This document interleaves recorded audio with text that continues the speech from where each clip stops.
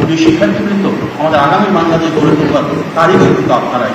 উপস্থিত বিভিন্ন শিক্ষা প্রতিষ্ঠানের শিক্ষার্থীবৃন্দ, শিক্ষকবৃন্দ, উপস্থিত বিভিন্ন প্রশাসন এবং আইন শৃঙ্খলা সম্পৃক্ত ব্যক্তিবর্গ, মাননীয় শিক্ষামন্ত্রী, মাননীয় সংসদ সদস্য সহ সবাইকে আন্তরিকভাবে সাধুবাদ জানাচ্ছি অত্যন্ত ভিন্ন মাত্রিক সৃজনশীল অনুষ্ঠানে সম্পৃক্ত করে। আমাদের আজকে যে আয়োজন, এটি কিন্তু শুধু ঢাকায় না, একসাথে দেশের 64টি জেলায় অনুষ্ঠিত হচ্ছে।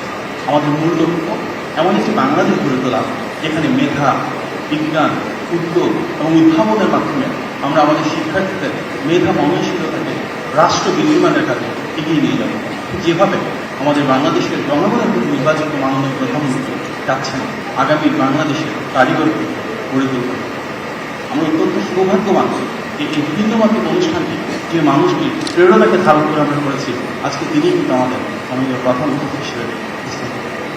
আপনারা অনেকে হয়তো জানেন না, ফ্যাসিবাদের খুব খুশি একটা সময়ে রাষ্ট্রযন্ত্রের অনেক চাপের মাঝেও জিয়া রহমান ফাউন্ডেশন এবং সুরভি নামে দুটো প্রতিষ্ঠান দেশ জুড়ে অনেক শিক্ষার্থীকে গড়ে তুলেছে, বিভিন্ন ধরনের কম্পিটিশনের মাধ্যমে তাদের এক্সট্রা কারিকুলার অ্যাক্টিভিটিসকে প্রসারিত করেছে। আমরা দেখেছিলাম তখন খুবই বিজ্ঞানীদেরকে নিয়ে আমরা অনলাইনের মাধ্যমে তখন সায়েন্স ফেয়ার অনুষ্ঠিত হয়েছে। আমরা দেখেছি সেখানে আর্টস কম্পিটিশন হয়েছে, উদ্ভাবনী আইডিয়া নিয়ে বিভিন্ন শিক্ষা প্রতিষ্ঠানে তাদেরকে ট্রেনিং দেওয়া হয়েছে। যে প্রত্যেকে কিন্তু জিয়া রহমান ফাউন্ডেশনের ধারাবাহিক কার্যক্রম বছরের পর বছর ধরে, বছরের পর বছর ধরে ওনার করেছিলেন আমাদের আজকে যিনি মাননীয় প্রধানমন্ত্রী, ওনারই নির্দেশনায়। আমরা সুরভি নামের একটা প্রতিষ্ঠানের কথা হয়তো অনেকেই জানি।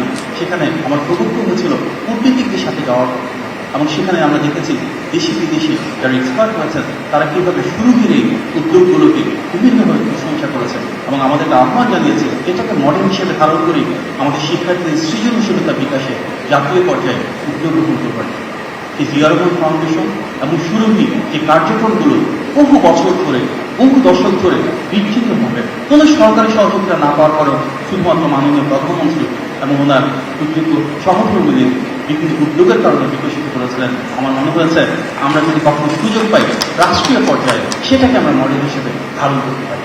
এবং তার কারণে আমরা দেখছি আজকে 64 জেলা থেকে প্রায় 12,000 টিম অংশগ্রহণ করেছে। 12,000 টিমে প্রায় 36,000 ছাত্রছাত্রী এবং প্রায় 24,000 শিক্ষক সেখানে অংশগ্রহণ করেছে। এই মডেলটা কিন্তু আমরা জিয়া রহমান ফাউন্ডেশন থেকে পেয়েছি, যেখানে আমরা দেখেছি শিক্ষক শিক্ষিকা ছাত্রছাত্রী এক হয়ে টিম ওয়ার্ক তৈরি হবে। ছাত্রদের সাথে, ছাত্রীদের সাথে, শিক্ষকদের সাথে এবং শিক্ষার্থীদের সাথে কোনো বিভেদ থাকবে না, হয় না। এই সম্পর্ক গড়ে উঠবে সেটি ভালোবাসা। সুতরাং আগামী বাংলাদেশে আমাদের মাননীয় প্রধানমন্ত্রীর যে লক্ষ্য, সেখানে রাষ্ট্রের দিক থেকে আমাদের শিক্ষা ব্যবস্থাকে আমরা আরও বেশি সৃজনশীল করে তুলব, এমনভাবে গড়ে তুলব যেখানে আমাদের ছাত্রছাত্রীরা দক্ষ হয়, যোগ্য হয়, তাদের মাঝে সুনাগরিকের গুণগুলি গড়ে উঠবে, তাদের মাঝে পারিবারিক ও নৈতিক শিক্ষা গড়ে উঠবে। আমরা বিশ্বাস করি আগামী বাংলাদেশ বিনির্মাণ করবে তারাই। সেখানে আমাদের শিক্ষার্থী কেউ স্কাউটের সাথে ইনভলভ থাকবে, কেউ গার্লস গাইড করবে, কেউ বিএনসিসি করবে, কারো হয়তো ড্রয়িং করতে ভালো লাগে সে সেটাও করবে, কারো ডিবেট করতে ভালো লাগে, কারো আবৃত্তি করতে ভালো লাগে, কারো কোরআন তেলাওয়াত করতে ভালো লাগে, কিংবা কারো স্পোর্টস করতে ভালো লাগে। আমরা আমাদের প্রতিটি শিক্ষার্থীকে সে সুযোগ দিতে চাই।